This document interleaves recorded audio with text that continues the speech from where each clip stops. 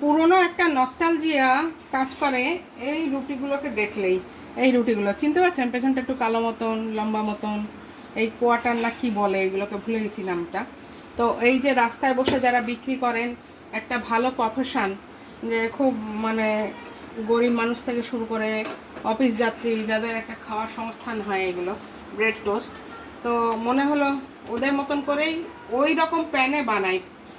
আমার ক্যামেরাম্যান, আমার প্যানটা দেখাও। আমি ইচ্ছা করলে ননস্টিক প্যান নিতেই পারতাম, কিন্তু ইচ্ছা করেই নিলাম না। ওই ফিলটা নিজে অনুভব করব বলে। ওদের প্যানটার এই জায়গাটা খুব কালো মতন থাকে, কিন্তু এটা যেহেতু বাড়ির ফ্রাইং প্যান, সেহেতু ওই কালো জায়গাটা থাকার কোনো চান্সই নেই। তো এইবার ওদের মতনই একটা কাঁচের গ্লাস, এই স্টিলের গ্লাস নিয়েছি, কাঁচের গ্লাস না, স্টিলের গ্লাস নিয়েছি। আর ডিম দেবো দুটো, ডবল ডিম দিয়ে করব। একটু গোলমরিচের গুঁড়োও দেবো লাস্টে। আর ওরা একটা ভাজা মশলা দেয়, সেটা আমার নেই। ওইটুকু বাদ দিয়ে বাকি একই রকমভাবে বানাবো।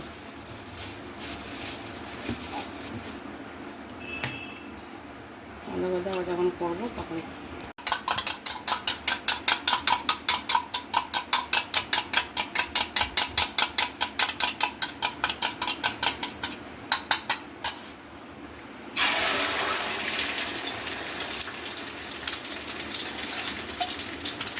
সবচেয়ে বড় চ্যালেঞ্জ হচ্ছে এইটাকে উল্টানো।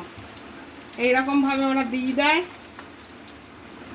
আমি তিনটে দেবো।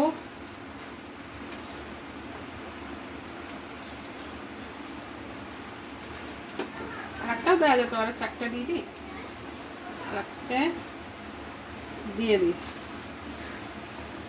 দিয়ে দিলাম। কিন্তু এবার এইটাকে যে উল্টানো, এটাই একটা কায়দা। জানি না পারবো কিনা, চেষ্টা করে দেখি। আগে এই দিকটা হোক।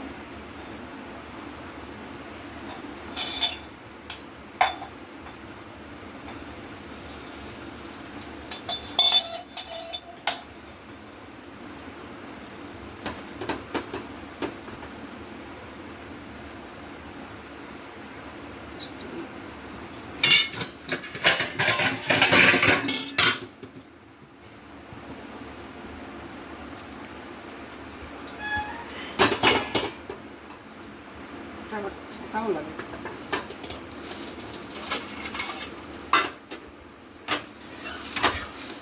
ইয়েস, ডান।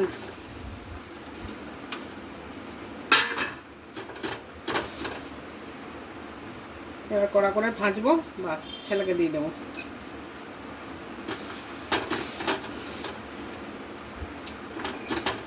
তো গোলমরিচের গুঁড়ো ওই দিকটা ছিটিয়ে দেবো। ধন্যবাদ। আবার যখন করে দেবো তখন গোলমরিচের গুঁড়ো